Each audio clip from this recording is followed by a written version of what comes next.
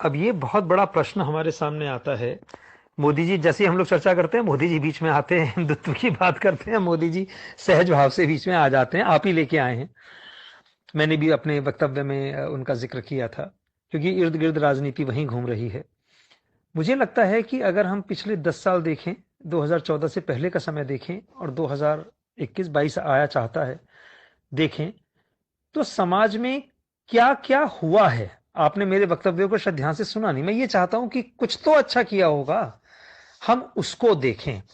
अब दूसरी बात, ऊपर कहा गया कि रोजगार बेरोजगारी सब, कौन उसको दूर कर सकता है? मुझे एक नाम बता दीजिए, मैं आपको 10 नाम देता हूं। क्या ममता? क्या अखिलेश? क्या मायावती? क्या लालू यादव? क्या मुलायम? क्या कांग्रेस का कोई भी नेता? क्या दक्षिण में एआईडीएमके, अन्ना डीएमके? कौन कर सकता है ये? बीजू जनता दल? क्या इसको नीतीश दूर कर सकते हैं?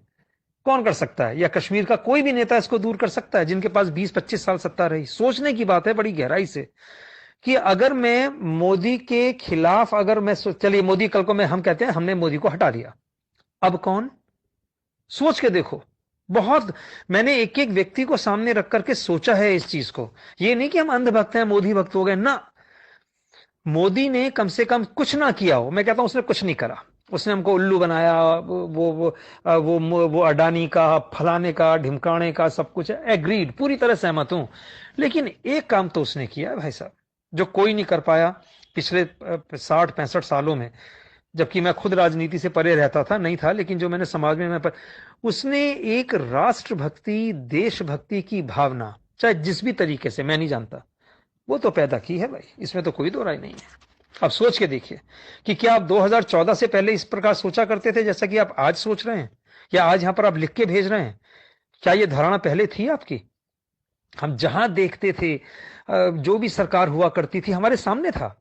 अब हमारी व्यवस्था का अगर कोई पालन कर रहा है, न्याय व्यवस्था के अंदर कुछ चीजें चल रही हैं, कुछ चीजें नहीं पकड़ पाए, अब कोई विदेश भाग गया, उसको लाना उनके हाथ में नहीं है कि वो जाएंगे और कॉलर पकड़ के खींच के ले आएंगे। उसकी एक पूरी प्रक्रिया है जिससे कि गुजर रहे हैं।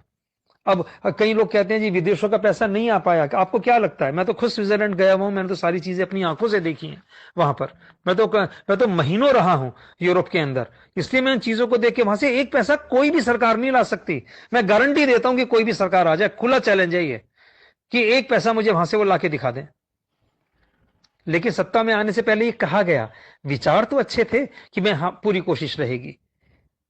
उनका विचार था कि 15 लाख रुपए, अरे उनका वो भाषण सुनो। वो ये कह रहे थे कि अगर विदेश से पैसा यहां पर आ जाए तो इतना पैसा होगा कि 15-15 लाख रुपए सबके बांटे आ जाएगा। ना ये कहा था कि वो दे देंगे, अगर आपके पास कहीं से वो कटिंग है तो आप भेजें, मैं, वरना मैं खोज के उसको भेजूंगा आपको। उसका मतलब ये नहीं था। गलत चीजें क्यों कोट करते हो? सबके परिवार हैं, सब लोग अपने धंधे पानी करके बैठे हुए हैं। एक एक को देखो ना, खोद के देखो। मैं तो सिर्फ एक प्रश्न आपसे पूछता हूं, मोदी के बाद अगर आज चुनाव हो जाते हैं, कौन जिसको आप कह सकेंगे भैया ये हमारी बेरोजगारी 1 साल में हमें नौकरी दे देगा, हमारा टैक्स हटा देगा? वो कौन? उसका नाम मुझे बता दो। और जिसमें राष्ट्रभक्ति, देशभक्ति की भावना कूट कूट के भरी हो, ये बता दो। अगर कोई व्यक्ति बहुसंख्यक समाज को एकत्र कर रहा है तो क्या ये गलत है क्या? वो अल्पसंख्यकों को तो कुछ नहीं कह रहा, आप अपनी धारणा बनाए रखो। जो काम पुराने गलत हुए हैं उनको अगर ठीक किया जा रहा है तो आपत्ति क्यों है समाज में? मैं तो हैरान हूं कि गद्दार हमारे बीच में छिपे हुए हैं। कल को अगर चाइना पाकिस्तान आक्रमण कर दे ये लोग, तो एयरपोर्ट पे जाके स्वागत करने खड़े हो जाएंगे उनका। पता, ऐसे लोग हैं। और आज समझ में आ रहा है कि पहले जो हमारे पर आक्रमण हुए होंगे तो आप जैसे लोगों ने उनको समर्थन दिया होगा। आप ये सोचिए कि वो जो यहां आके टिक गए, कोई उनका विरोध, अरे आ जाओ यार, आ जाओ, बहुत अच्छा, हम तो बिल्कुल समदर्शी भाव है, नहीं नहीं आप भी अपने आ जाओ। अब वो समाज नहीं है मित्रों। ये मत सोचो, अगर आप जो हो उसको पहचानो, जानो। उस काल में मत जाओ जब कुतुबुद्दीन ऐबक यहां पर आए थे और खिलजी आए थे और गौरी आए थे, गजनवी आए थे, तो आप जैसे ही लोग बीच में रहे होंगे जिन्होंने कहा होगा आ जाओ, स्वागत है आपका। आप तो तैयार बैठे हैं स्वागत करने के लिए कि कल को चाइना आक्रमण करे, आजा भैया आजा, ले जा ले जा, तो हमारा ये पूर्वोत्तर भारत ले जा। ये भावनाएं आपकी परिलक्षित हो रही हैं। मैं तो हैरान हूं, मतलब ये पढ़ के सोच के कि ये पढ़ा लिखा समाज ऐसी बातें कर रहा है ऊपर।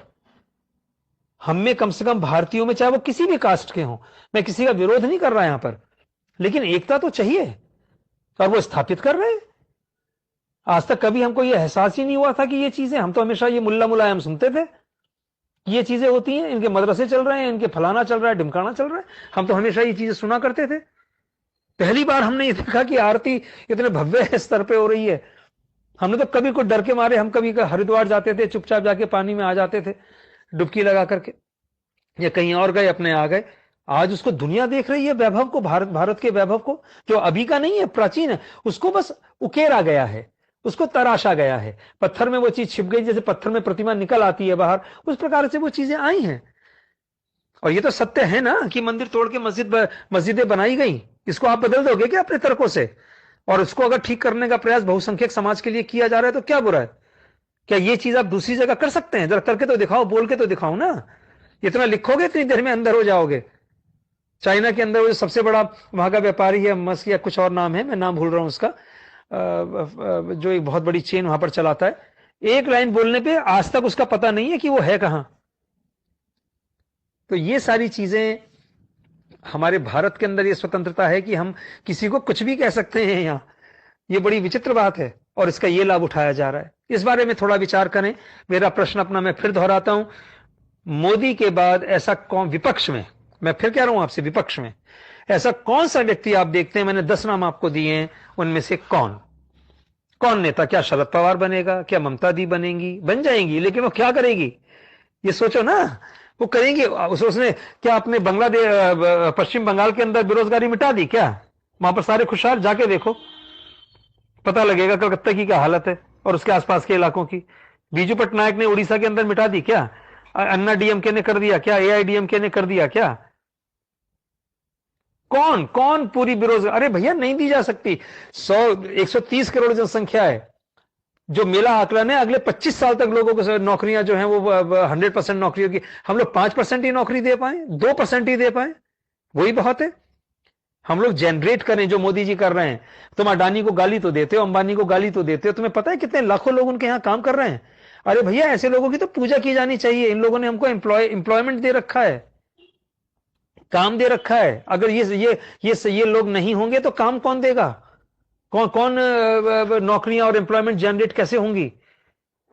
अब बैंकों के थ्रू लोन मिल रहा है, कितने बच्चों ने अपना काम खड़ा, मैं तो स्कूल में पढ़ाता हूं, मुझे तो मालूम है, हमारे यहां तो 12वीं के 11वीं के बच्चों ने अपने बिजनेस खड़े कर लिए हैं। तो बहुत फायदा हुआ है, ऐसा मत कहिए आपकी नहीं हुआ। हमारे यहाँ घर में जो काम कर रही हैं, जो बच्ची 22-23 साल की है, उसके घर के अंदर बहुत स्थितियां थोड़ी सी ठीक नहीं थी, तो उन्होंने कहा कि हमारे यहाँ तो राशन आता।